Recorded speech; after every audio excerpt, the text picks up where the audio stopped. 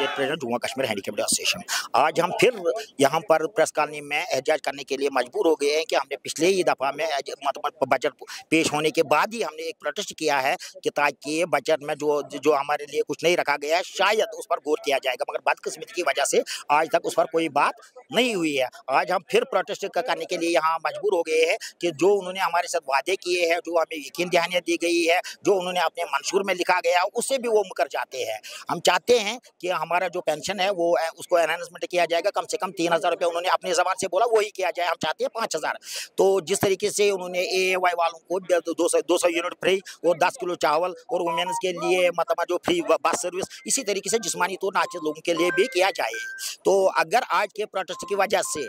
तो यहाँ पर मतलब हमारे लिए मतलब असेंबली में कोई बात नहीं होगी, यहाँ कुछ नहीं किया जाएगा। हम 30 अप्रैल से 2025 को इसी प्रेस कॉलोनी में गैर महीना उर्से के लिए मतलब धरने पर बैठेंगे तब तक जब तक हमारे मसले और मसाइल हल। मेरा नाम जावेद अहमद टाक है और माजूर अफराद आज आप देख रहे हैं कि सैकड़ों की तादाद में यहाँ पे है। और जो हमारा बेसिक इस वक्त प्रोटेस्ट करने का मकसद है वो है कि बजट 2025 में जो सोशल वेलफेयर डिपार्टमेंट और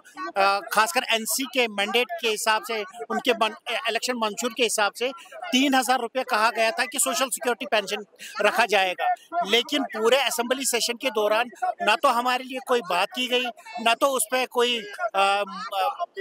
क्वेश्चन का आंसर सीधे तरीके से दिया गया, और ना ही उन चीज़ों पे बात की गई जो हमारे एजुकेशन, एम्प्लॉयमेंट, एक्सेसिबिलिटी और जो rights of person with disabilities act है उसके हिसाब से जो होना चाहिए था, तो वो बातें नहीं हुई। हम काफ़ी मायूस है कि अगर हमें पॉलिटिकल रिजर्वेशन मिलती तो हम कम से कम अपनी बातें खुद वहाँ पे करते। और यहाँ पे जो हम देखते हैं कि बजट में 3,000 रुपये का प्रावधान था कि हमारे लिए सोशल सिक्योरिटी पेंशन लिया जाए, लेकिन 250 रुपये बढ़ा के इन्होंने हमारे साथ काफ़ी जुल्म किया और हमें जो डिग्रेडेशन हुई इससे लगता है कि गवर्नमेंट हमें ज़कात पे रख रही है और हमें भिखारी बनाना चाहती है, जबकि हम पढ़े लिखे इंसान हैं, हमें पूरा हक मिलना चाहिए। Rights of person with disabilities act UNCRPD जो इंडिया ने रेटिफाई किया है उसके हिसाब से जो हमारा हक बनता है, जो पॉलिसीज होनी चाहिए वो पॉलिसीज इस वक्त नहीं बन रही है। अगर इसी तरीके से डिसेबिलिटी सेक्टर के साथ नाइंसाफिया हो गई तो हमें सड़क पे भीख मांगने के लिए मजबूर होना पड़ेगा, जो कि हमारे लिए और हमारे जो फैमिलीज है और उनके लिए भी काफ़ी मुश्किल साबित हो रहा है। हमारा जो सोसाइटी में इज्जत होना चाहिए वो सरकार गिरा रही है। और जो सोशल वेलफेयर की मिनिस्टर साहिबा है उसने खुद कहा था कि मैं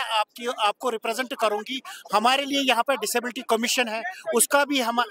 पे कोई एहसान नहीं हो रहा है। हमें जो काम वहाँ होने चाहिए थे वो नहीं हो पा रहे हैं। जो सोशल वेलफेयर की सेक्रेटरी साहिब है उनसे हमने बारहा दरखास्त की कि जो एम्प्लॉयज़ विद डिसेबिलिटीज़ है उनके लिए प्रमोशन का मसला है, जो रिजर्वेशन का मसला है, जो हमारी हॉरिजॉन्टल रिजर्वेशन हो रही है, हमें SSRB JKPSC बिल्कुल से मुस्तरद कर रही है, उसके लिए हमारे लिए कोई पॉलिसी होनी चाहिए जिसमें हमें पूरा रिजर्वेशन भी मिले, एजुकेशन भी मिले और एम्प्लॉयमेंट भी मिले। हम आपका शुक्रिया अदा करते हैं कि आप हमारे मसाइल हमेशा उजागर करते हैं। हमें यकीन है आपकी चैनल के वसादत से आज मिनिस्टर साहब, चीफ मिनिस्टर साहब और LG साहब हमारी बातें सुनेंगे, क्योंकि हमारी रसाई उनके दफातर तक भी नहीं है। तो इंशाल्लाह हमें यकीन है आपकी चैनल की वसादत से वो सुन के हमारी मांगों पे पूरा गौर करेंगे।